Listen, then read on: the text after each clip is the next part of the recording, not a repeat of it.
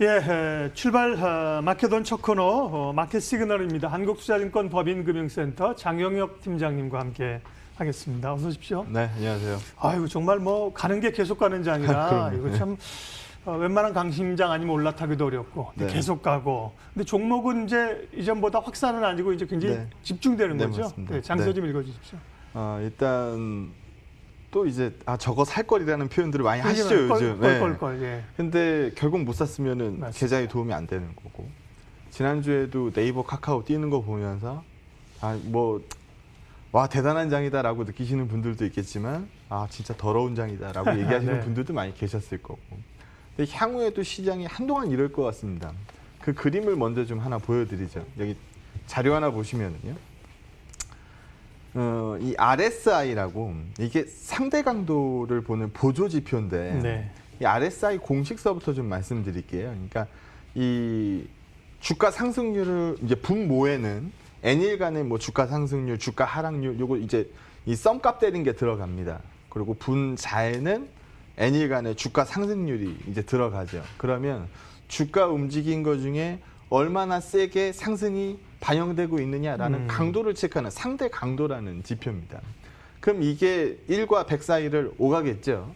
그럼 이게 70 정도 오가면 70 정도 나오고 있으면은 뭔 얘기예요? 빠지는 거 거의 없이 매일 올라붙고 있다는 얘기예요. 예. 그러면은 이건 뭐 누가 뭐라 그래도 진짜 막 날아가고 있는 장이다, 뭐 날아가고 있는 탄성이다. 이건 종목별로 나오니까 이런 종목이 많으면 많을수록 이건 뭐 날아가는 중이라는 거죠.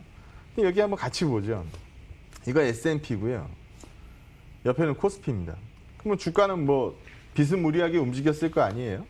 여기 한번 보시는 것처럼 코로나 회복 딱 해가는 과정에서 여기 보시는 그림처럼 한번 RSI가 확 뛰어 올라옵니다. 이때는 주가 박살난 다음에 이제 뭐 낙폭과대한 종목들이 이제 뭐 무차별적으로 반등 나왔던 그 시기 있죠. 그 시기 때 RSI가 뭐 50% RSI 70 넘는 게 뭐 50% 나온다는 얘기는 종목들 웬만한 거 찍어도 그냥 다 먹는다는 얘기예요. 근데 최근 분위기 한번 보시죠. 최근 분위기는요. RSI가 거의 바닥에 박혔어요. 그럼 이 얘기는 뭐예요? RSI 70 넘는 종목 비중수가 거의 바닥에 박혔어요. 이 얘기는 뭐예요? 올라가는 종목 몇 종목 없다는 얘기거든요.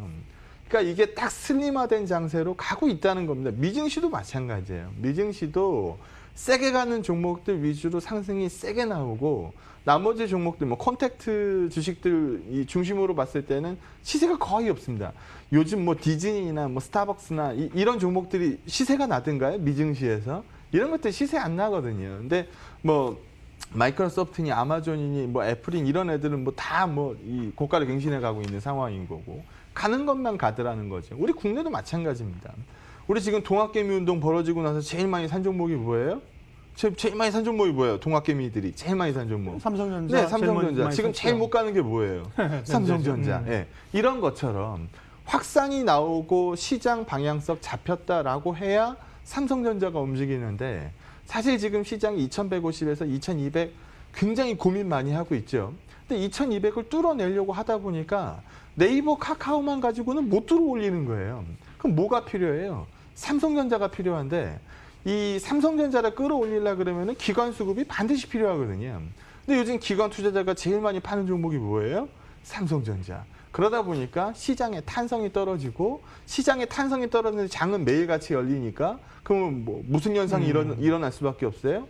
오르는 것만 계속 오를 수밖에 없는 상황이 벌어지더라는 겁니다. 그걸 보여주는 게 이 그림인데요. 이 과거에 이제 시가총액의 변화를 한번 이제 보여드리려고 갖고 온 건데 올 초만 하더라도 뭐 빅2의 변화는 없죠. 네, 빅2의 변화는 없어요. 이 밑을 한번 보시죠. 일단 뭐 7월 7일 기준이기는 한데 눈에 띄는 변화서부터 하나 좀 찾아보시죠. 뭐 삼바가 뛰어 올라온 거 이건 뭐 예전에도 뭐 이 밑에 있었으니까 그렇게 놀랍지 않아요. 뭐 좀 눈에 띄는 거 하나 좀 찾아보세요. 네. 뭐 네이버가 넘버 4? 현대차 어디 갔어? 라는 얘기를 하겠죠. 현대차 어디 갔어요? 현대차 쫙 밑으로 내려갔어요. 네이버가 넘버 4가 돼버렸어요. 네이버가 넘버 4가 되는 시장 동안 한 번이라도 매매를 했다? 그럼 오케이. 근데 내가 네이버가 넘버 4가 되는 동안 한 번도 주식을 못 만졌다? 그럼 문제가 있는 거죠. 그다음에 뭐 그다음 눈에 보이는 거 카카오. 어디서 네. 보지도 못했던 카카오가 네. 넘버 10 안으로 들어와 있어요. 넘버 10도 아니에요. 이거 넘버 6거든요. 그러면 어디서 보지도 못했던 넘버 10에서 보지도 못했던 카카오가 6위로 뛰어 올라오는 동안 매매 한 번이라도 했다? 오케이. 한 번도 못했다? 문제가 있는 거죠. 그 다음에 NC소프트 얘네는 상장 이후에 처음으로 넘버 10 진입한 거거든요. 그럼 우리가 요즘 이 얘기들 많이 하더라고요. 뭐 삑이라고 불러야 되나? BBIG? 네. BBIG.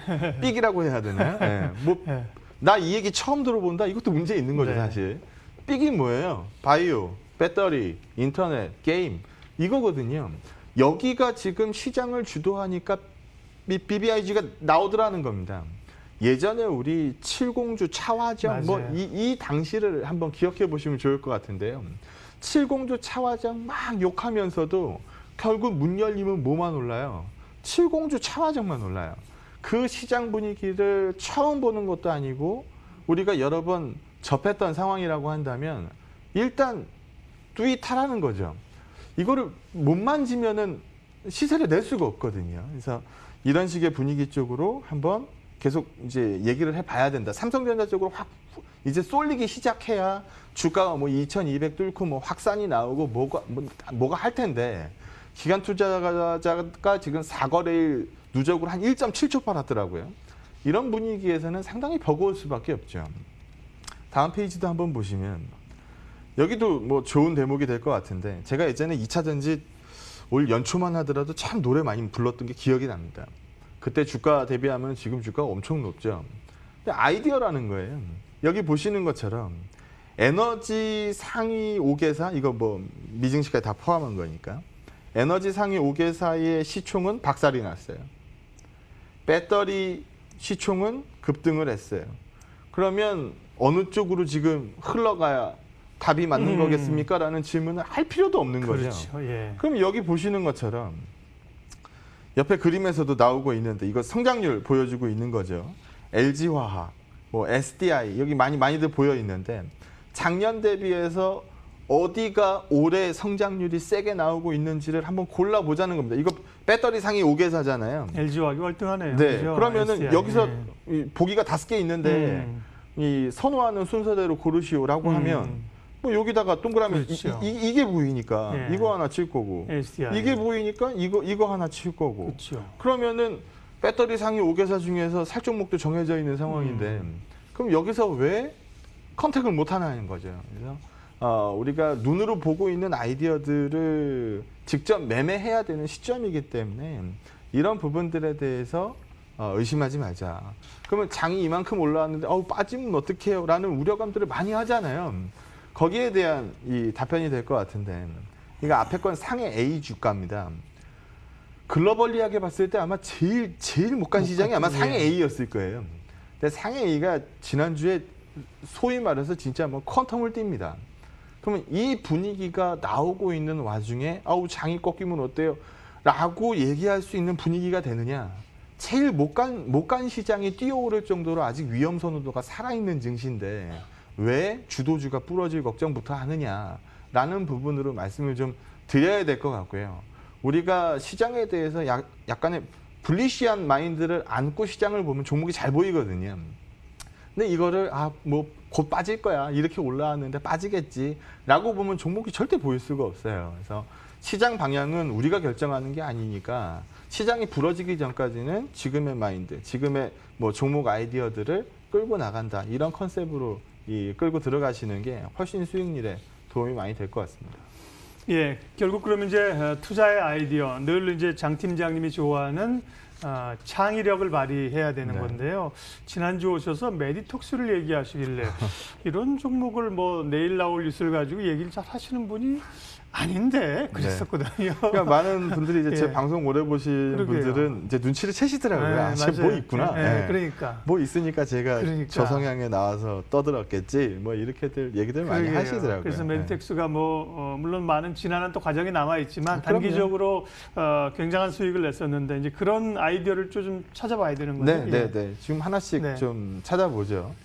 여전히 지난주에 제일 많이 살 걸 그냥 이라고 제일 아까워하셨을 카카오죠. 종목이 아마 카카오 네이버였을 네. 거예요.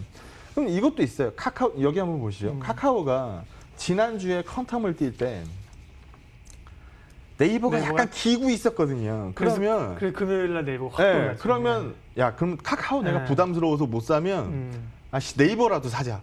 이렇게라도 생각할 수 있었던 상황이에요. 그게 금요일 날 카카오는 쉬고 네이버는 뛰었거든요.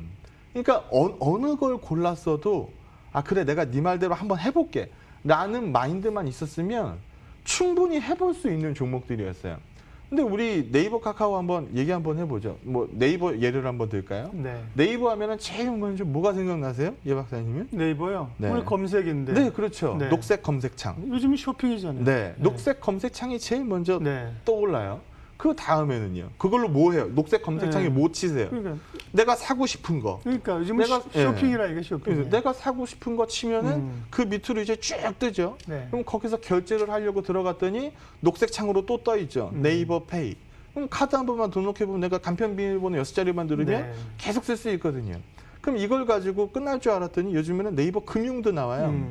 유료 서비스가 나왔거든요. 그래서 뭐 4,900원 월 내면은 뭐 구매액의 4%를 추가 포인트로 준다든지 뭐 그리고 이 전월 이 사용 금액이 10만 원이 넘으면 잔액 100만 원에 대해서는 이자율 3%를 지급하는 CMA 서비스를 이제 뭐 시작한다든지 더 이상 옛날에 포털이 아닙니다. 유통 공룡이고 금융 공룡이 되어가고 있는 거거든요. 카카오는 카카오뱅크를 갖고 있는 거고 네이버 입장에서는 굉장히 부러웠을 거고 네이버가 네이버 파이낸셜을 필두로 해서 CMA 서비스를 시작하고 있는 거거든요. 그럼 얘네들은 더 이상 옛날에 포털이 아닙니다. 그럼 얘네들은 성장률을 먹고 사는 애들이거든요. 그러면 이 코로나 시대를 맞아가지고 웬만하면 작년 대비해서 어닝이 다 박살 날 텐데 얘네 두 기업 같은 경우에는 어닝이 어때요? 작년보다 잘 나온단 말이에요. 이런 부분들을 우리가 충분히 캐치할 수 있는데 굳이 마다할 이유가 없다는 거죠. 제가 이 종목 맨 처음에 들고 나와서 할 때도 예 박사님이 아니 왜 안 하던 짓을 하십니까? 라는 이 뉘앙스였는데 아니 우리가 밸류를 네, 보는 맞습니다. 눈이 없으면 고민 맞아요. 없죠. 네네네, 맞아요. 그 잣대들이 있으니까. 맞아요. 네. 근데 저 같은 애들도 뷰를 네. 바꿔야 될 정도로 너무 확연한 변화였단 말이죠. 네. 그래서 그런 부분들도 얘기할 수 있을 것 같고요. 뭐 메디톡스 얘기는 뭐 더 할 필요 없을 것 같아요. 네. 뭐 운 좋게 점상 먹고 다음날 시세 난 건데 뭐 이거 가지고 뭐 그러게요. 뭘 하겠습니까? 하지만 그 아이디어를 알고 있느냐 없느냐는 천지 차이였어요. 그 아이디어를 알고 월요일 날 한번 조금이라도 해볼까라고 하셨던 분들은 다음날 점상을 먹는 거고 네. 그 아이디어를 아예 모르고 지나갔으면 매매할 기회조차 없었던 거니까. 그래서 그런 부분들을 좀 녹여서 추가적인 종목 한번 얘기를 한번 하기 전에 네. 요거 한번 하죠. 그러니까 많은 분들이 야, 나도 저렇게 올라간 거 사고 싶은데 나 못 사겠어 라고 얘기하는 분들한테 한번 뭐 몇 가지 얘기를 한번 해보죠. 일단 첫 번째. 일단 비싸다 싸다 판단은 내가 하는 게 아니에요. 내가 싸다 그래서 올라가는 거 아니고 내가 비싸다 그래서 부러지는 것도 아닙니다. 그럼 비싸다 싸다 판단은 누가 해요? 시장이 합니다. 그럼 시장이 비싸다라고 판단해서 부러지기 시작하면 그때는 만지면 안 돼요. 근데 시장이 비싸다라는 판단을 안 하고 여전히 싸다라는 판단을 해서 날아가고 있는 와중이면 이거를 굳이 내가 들어가서 이건 비싼 거야, 이건 비싼 거야 라고 얘기할 필요가 없다라는 거죠. 두 번째, 어차피 난 고점에 못 팔아요. 내가 신이 아닌 이상 저점에 귀신같이 사가지고 고점에 귀신같이 못 팔아요. 그럼 이거를 받아들여야 돼요. 내가 꼭지에 못 팔 거면 어느 정도 시세를 먹다가 뱉어내기 시작할 때 팔면 돼요. 근데 이거 날아가고 있는 와중에 자꾸 잘라 먹어버리면 나는 비싸다라 뭐 고점에 팔 수 있다라는 가정 자체를 없애버리면 충분히 할 수 있는 액션이거든요. 그래서 뭐 어차피 난 고점에 못 파니까 날아가는 건 냅두고 부러지면 팔자고요. 그래서 그런 부분도 매매하는 도움이 좀 많이 될 거고요. 주식시장은 어차피 스토리로 돌아가요. 그러니까 이 종목 쌉니다, 싸요, 싸니까 사세요 라는 리포트가 안 먹힐 수밖에 없어요. 잘 먹히는 리포트는 비싸지만 사세요. 이거 지금 이런 이유로 비싸니까 사세요. 이거 내년에 실적 끌어다 쓰면 이 정도로 비싸진 않습니다. 이게 잘 먹히는 리포트예요. 그래서 이런 부분들의 리포트를 찾아보는 것도 도움이 좀 되실 것 같고요. 마지막으로는 어차피 그 스토리는 내가 못 사요. 시장에 나와 있는 스토리를 들어야지 내가 예를 들어서 A라는 종목을 사랑한다 그래서 A라는 종목을 계속 스토리를 나 혼자 써봐야 시장은 그걸 인정하지 않습니다. 그래서 시장에 쓰여져 있는 각본대로 순응하면서 매매한다라고 생각하시면 지금 올라있는 종목들 사기에는 좀 도움이 좀 될 것 같네요. 그러면은 제가 매일 날아가는 종목들만 했으니까 예. 오늘은 다른 거 하나 해볼게요. 네. 뭐, 이 종목은 좋아하시는 분들이 좀 계실 수도 있을 것 같아요. 네. 일단 뭐 SL인데요. SL을 오늘 왜 들고 왔는지 얘기서부터 한번 할게요. 원래 자동차 부품 네, 회사죠? 자동차 헤드라이트 만드는 네. 애들인데 네. 얘네들 사이즈는 꽤 큽니다. 네. 뭐 미국 공장이니 뭐 인도 공장이니 뭐 세계 굵직한 공장들은 뭐 다 나가 있으니까요. 장중 같으면 얘기하시면 주가가 막 움직일 텐데 우리가 그렇죠. 장전이잖아요. 맞습니다. SL이 얼마 전에 거래 정지가 한참 걸려 있었어요. 그래요? 이 거래 정지를 받았던 이유를 한번 이제 먼저 들여다봐야 되는데 얘네들이 소위 말해 분식을 했더라고요. 이게 나쁘게 말하면 분식이고 좋게 말하면은 뭐 이렇게 써져 있는 것처럼 표현이 돼 있는 건데 얘는 누구한테 납품해요? 현대차한테 납품하거든요. 그러면 현대차가 마진율이 막 좋게 나오고 있으면 현대차 마진율 뭐 하이 싱글도 안 나오는데 현대차가 뭐라 그러겠어요?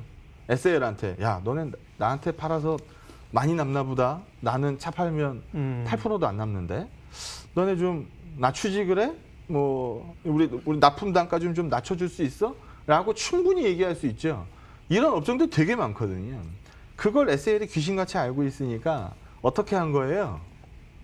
단가 인하 압력 우려해서 오히려 비용을 높게 잡고 이익을 축소해서 계상해 버렸어요.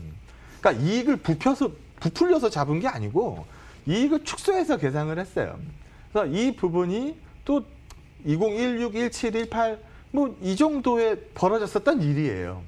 요걸 가지고 이번에 걸렸죠. 그래서 과징금 맞고 뭐 제재 받고 뭐 이렇게 했어요. 근데 이거 가지고 상장 폐지가 되겠어요? 안 되죠. 근데 거래가 재개가 됐어요.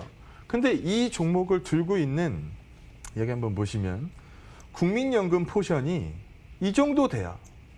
이 정도 돼요. 한 350만 주 정도 될 것 같고요. 뭐 따지면 뭐 한 7% 정도 될 것 같아요. 네. 네. 그럼 국민연금은 이런 스토리 나오는 기업들을 좋아해요, 싫어해요? 싫어하죠. 나오면 안 돼요. 네. 일단 팔아야 되거든요. 맞아요. 그러다 보니까 문 딱 열리고 나서 7월 6일 날 문 열리고 나서 기관들 쪽에서 흘러나온 매도만 한번 보시면 지금 벌써 얼추 계산해도 한 160만 주 정도는 벌써 나왔어요.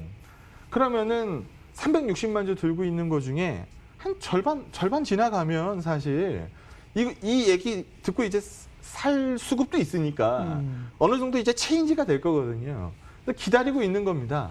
아, 기관들이 매도 다 끝날 때쯤 주가가 헐값이 돼 있을 테니까 난 받아들여야지 라고 쳐다보고 있는 건데 회사가 또 친절하게 자사주를 발표했어요. 80만 주를.